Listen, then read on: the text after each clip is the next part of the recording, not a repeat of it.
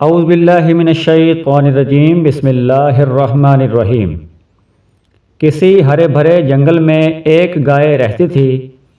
صبح سویرے منہ اندھیرے وہ تازہ تازہ گھاس چرنے کے لیے نکل کھڑی ہوتی اور سارا دن خوب مزے سے گھاس چرتی اور سورج ڈھلتے ڈھلتے خوب موٹی تازی ہو جاتی، مگر وہ ساری رات اسی غم میں گزار دیتی کہ خدا جانے اگلے دن گھاس چرنے کو نصیب ہو یا نہ ہو۔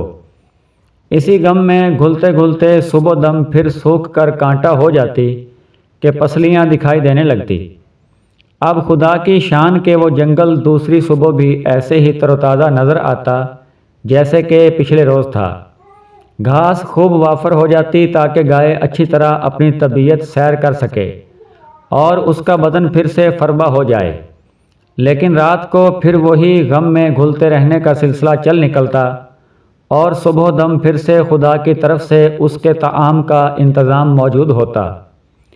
اے دوست، گائے کی سمجھ میں یہ بات آتی ہی نہ تھی کہ جب خدا نے اپنے ذمے اس کے لیے تر و تازہ گھاس اگانے کا کام رکھا ہے تو پھر اسے کل کے لیے گھاس کے ملنے یا نہ ملنے کا غم کرنے کی کیا ضرورت ہے۔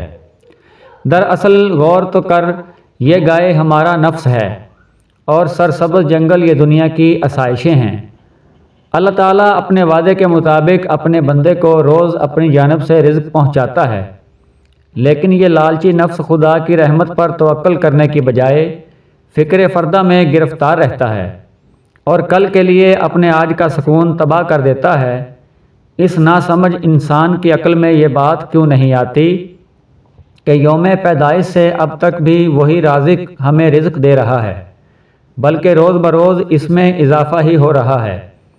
کیونکہ غور کر، تو کیا اتنی ہی خوراک کھاتا ہے جتنی کہ بچپن میں کھاتا تھا؟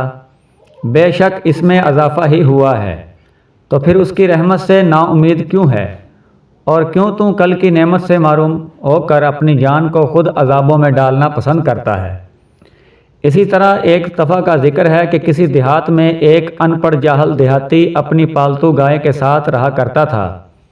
اسے اپنی گائے سے بڑی محبت تھی، وہ اسے ہر دم اپنی آنکھوں کا تارا بنائے رکھتا، اس کی دیکھ بھال اور خدمت میں لگا رہتا۔ ایک بار وہ اپنی عزیز گائے کو باڑے کے اندر باندھ کر کسی ضروری کام سے باہر گیا۔ جنگل کا ایک شیر بہت دنوں سے اس صحت مند گائے کی طاق میں تھا۔ اتفاق سے اس روز دیہاتی باڑے کا دروازہ بند کرنا بھی بھول گیا۔ شیر رات کی تاریکی میں دبے پاؤں آیا، باڑے کے اندر داخل ہوا اور گائے کو ایک ہی جست میں زیر کر کے چیر پھاڑ کے کھا گیا اور پھر وہیں باڑے میں بیٹھ کر سانس درست کرنے لگا۔ دیہاتی اپنے ضروری کام سے رات گئے جب لوٹا تو گائے کی مزاج پرسی کے لیے باڑے کے اندر گیا۔ وہاں گپ اندھیرا تھا۔ دیہاتی شیر کو گائے سمجھ کر محبت سے پکارنا شروع کر دیا، کبھی اس کی پیٹھ پر ہاتھ پھیرتا، کبھی گردن پر۔ شیر نے دل میں سوچا کہ اس بے وقوف کو یہ پتہ چل جائے کہ میں شیر ہوں تو مارے ہیبت کے اس کا جگر پھٹ جائے۔ یہ رات کے اندھیرے میں میری اصلیت سے بے خبر کس قدر بے خوفی سے میرے بدن پر ہاتھ پھیر رہا ہے، محض اس وجہ سے کہ یہ اپنے تئیں مجھے اپنی گائے تصور کر رہا ہے۔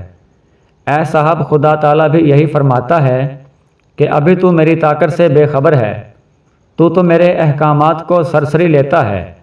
اگر تو میری حقیقت سے واقف ہو جائے تو بھی کوہ طور کی طرح پاش پاش ہو جائے۔